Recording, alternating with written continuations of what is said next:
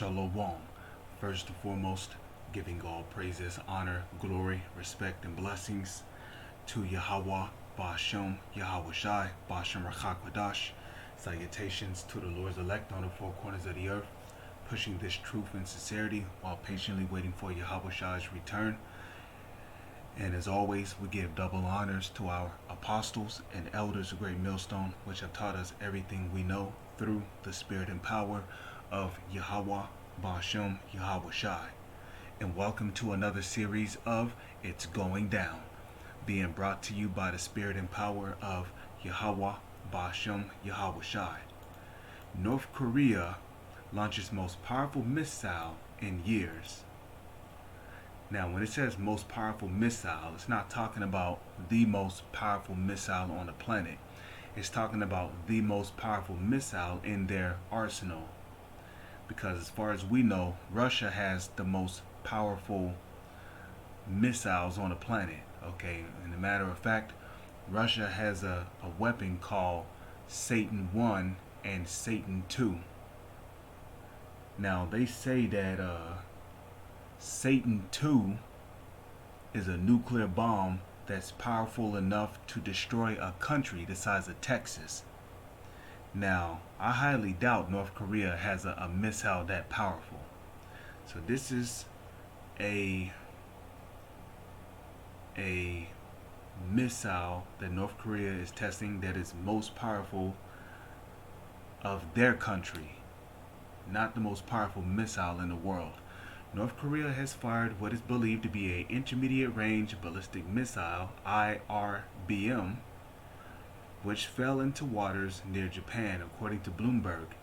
Crucially, this marked one of the most powerful missiles in years, and also busiest after Pyongyang conducted successful hypersonic missile tests earlier this month. And I've done an article on this as well, where they have tested a intercontinental ballistic missile that was capable of traveling 1,118 miles, which is what, 1,800 kilometers.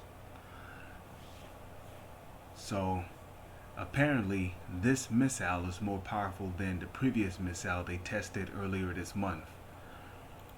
Both South Korean and Japanese governments confirmed the IRBM launched on Sunday. They said the missile reached a height of approximately 1,243 miles. So this is much farther. No, not much farther. This is actually less farther than the previous missile. But the impact is more powerful, apparently. The impact, the explosion from the missile is more powerful, apparently. And you see, people wonder why sea life is dying off. How come the creatures in the oceans are dying off? You got creatures beaching themselves that live thousands of feet below the ocean. How's that possible? It's not just from the trash and the pollution being dumped in the oceans alone. It's coming from these missiles that these heathens are shooting into the marine life, into the oceans. And what do you think happens when these missiles fall into the ocean? Either one or two things happen. They explode, or they just continue to sink all the way down to the bottom, where massive radiation will be released from the missile into the marine life. And now you start to get a good understanding why fishes are beaching themselves, why sharks and catfish and just all manner of sea creatures beaching themselves with abnormal effects. Some fishes be beaching themselves with two heads.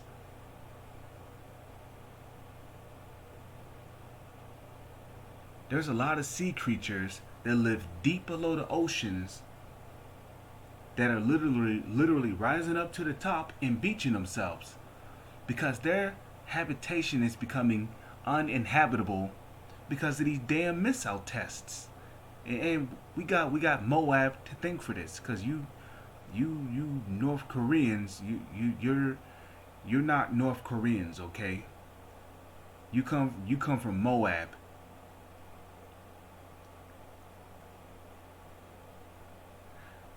Now of course Fukushima radiation leak into the ocean is also responsible for the death of a lot of sea creatures.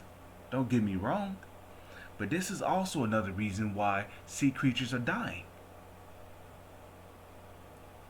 How many missiles have fell deep into the oceans from previous missile test experiments? Think about that over the years, and then you start to know why the creatures in the sea are dying. As a matter of fact, there's a scripture I would like to get. It's the book of Revelation. Is it Revelation 16? Because Revelation goes into it.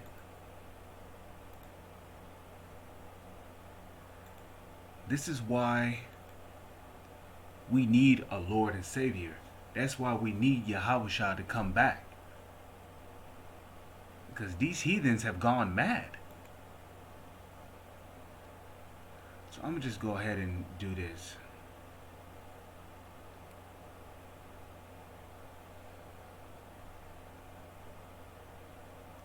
So this is the book of Revelation, chapter 16, verse 3. And the second angel poured out his vial upon the sea, and it became as the blood of a dead man, and every living soul died in the sea. So this is why a lot of fishes are dying off. Octopuses, whales, sharks, jellyfishes are dying off. Crabs, lobsters are dying off. Swordfishes are dying off. Hammerhead sharks dying off. Killer whales dying off.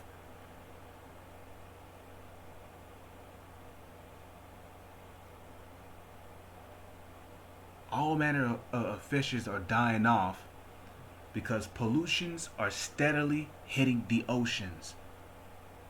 And I'm pretty sure they are aware of the massive amount of radiation that's being released into the oceans. But of course, they're not going to talk about that in the news. They're going to talk about how successful their missile tests were. Who gives a fuck about your successful missile tests? You're killing off the marine life. Gooks. Man, Salakia. That's why it's going to feel good putting heathens into slavery. Because y'all need it. When you allow heathens to run freely and do whatever they want, this kind of shit happens. Life starts to die off, starting with the nation of Edom being in rulership.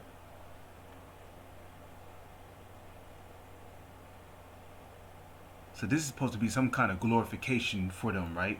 The fact that the missile reached a height of approximately 1,243 miles and flew about 500 miles for 30 minutes before landing in waters outside of Japan's exclusive economic zone.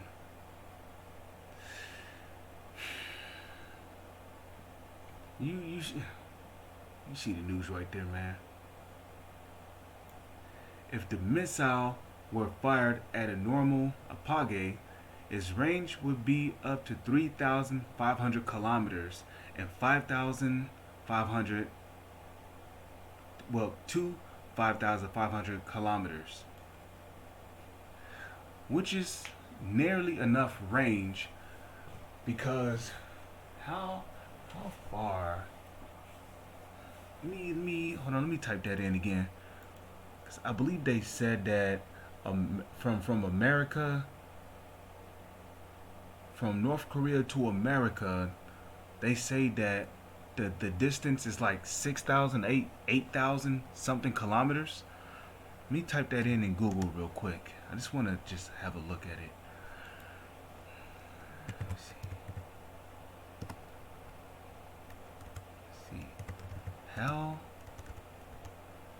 far is North Korea from the United States? No coincidence, that's in the search bar, right? So here it is, right? 6,100 6,190.48 miles, which is what?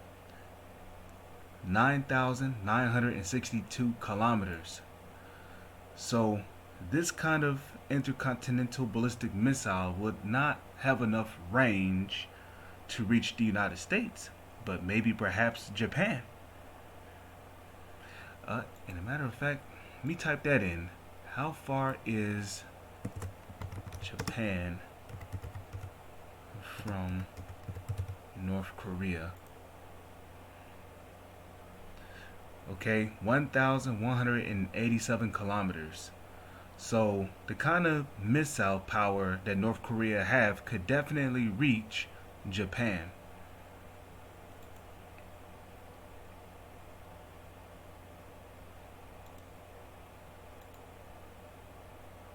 But again, why do you think North Korea is making test firing all these missiles? Because ultimately they intend on creating missiles that are capable of traveling from their country to the United States. Because remember, it's prophesied in the Holy Scriptures for Babylon to be hit with 200 million missiles. So this country is going to be hit with some serious nuclear devastation.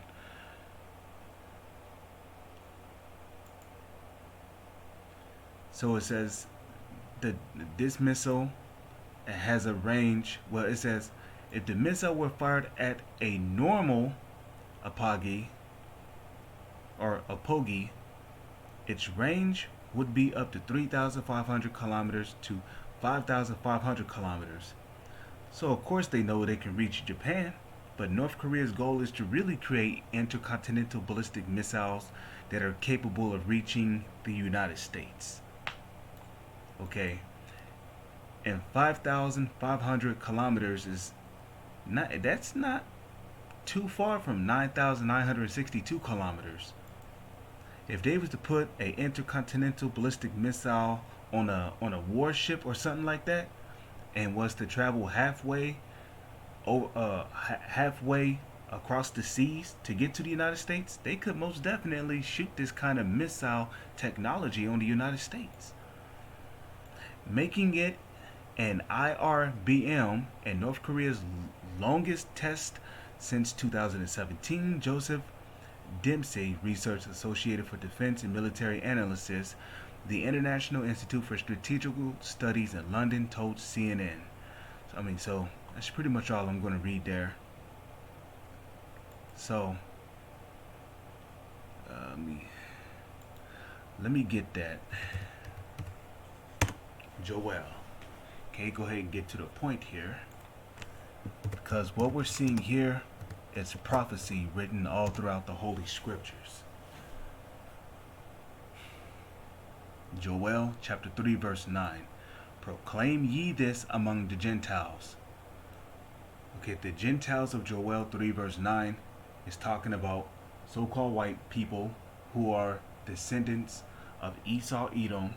It's talking about the Arabs, which are Ishmaelites, the biblical Ishmaelites. And by the way, Esau, Edom is in the Bible too. That is the biblical nationality of so-called white people, starting with the so-called elites, trickling down to the rest of the nation of people. Okay, and the East Indians are the biblical Edomite. The East Indians are the biblical Elamites. Okay, they come from Elam. They are Elamites.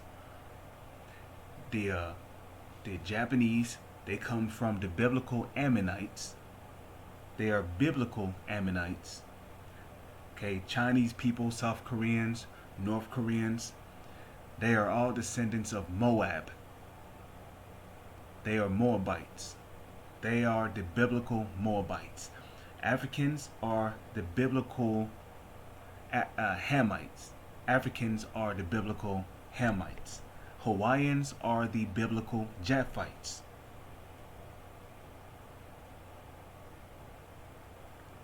And these are all your Gentiles, which are heathens, spoken of in Joel 3 verse 9. So in other words, anybody who is not an Israelite, which an Israelite is anybody who is a descendant of the so-called Negro, Latino, or Native Indian tribes. Okay, if you are a so-called Negro, Latino, or Native Indian, or a descendant by your father's lineage, if you are a descendant of a so-called Negro, Latino, or Native Indian, then you are an Israelite. So if you're not an Israelite, you will be considered a heathen. So proclaim ye this among the Gentiles. Prepare war. Is that not what these heathens are doing? They're preparing for war. Okay? When you're test firing missiles to see how far they can go, obviously there's a plot behind it. You're planning something. And they have a plan, all right. They about to start developing more powerful missiles that could travel even farther for the sake of reaching what? The United States. And this is why the United States be doing their hardest to demonize countries like North Korea. Because North Korea is doing things like this. Right? You see America, so you see Babylon, which is the United States, they know. Especially the so-called elites. They know that this country known as the United States is going to be destroyed in a nuclear war. And that's according to biblical prophecy. So what are they doing? They're trying to upset prophecy by creating false propaganda, by saying this country did this country did that, and just spewing a whole bunch of rhetoric. But at the end of the day, you're not upsetting prophecy.